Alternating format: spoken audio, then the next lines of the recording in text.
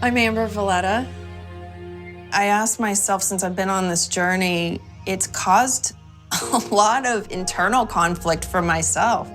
I mean, I shop differently.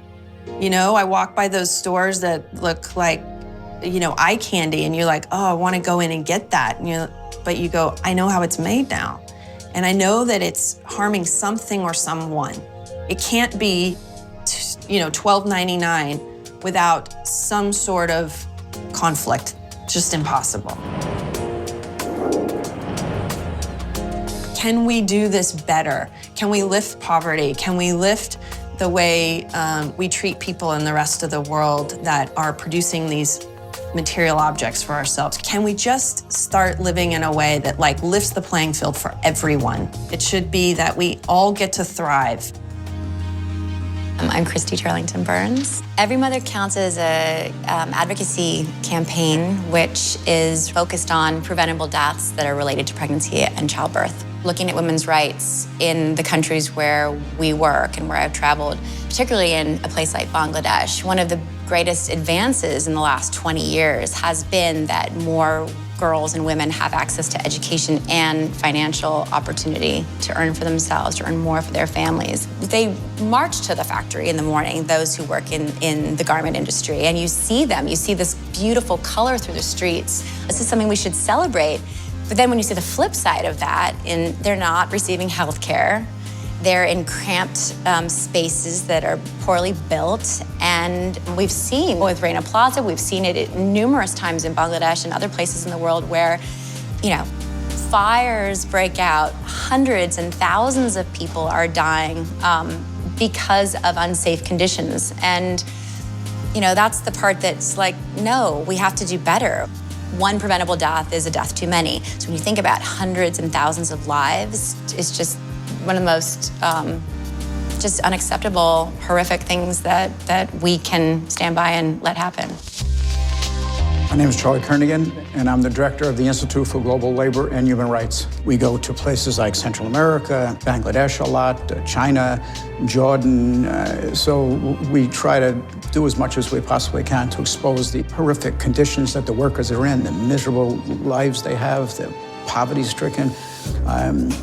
It's a disaster. In investigations, sometimes we'll spend a month, sometimes 2 months, but we will know everything in that factory because the workers trust us. They started telling us about the hours they worked.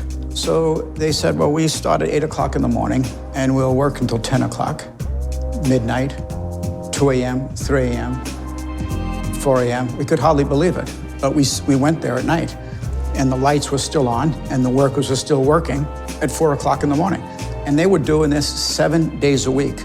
It's like the prices of the garments go up and then the labor goes down, and that's the part that I just don't understand. The margins are enormous, but the idea that human beings are being sacrificed for that margin is just, you know, it's just completely unethical.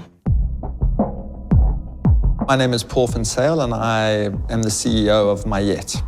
We like to say that we are pioneering a new luxury by celebrating the rare and unexpected. So we look for rare skills from unexpected places, and we're trying to find the next generation of global artisans and furnish them with both work and opportunity, and to try and drive prosperity to places that need it most. I think that the tragedy in Bangladesh and the Rana Plaza industrial accident was a symptom of a real problem at the core of the industry.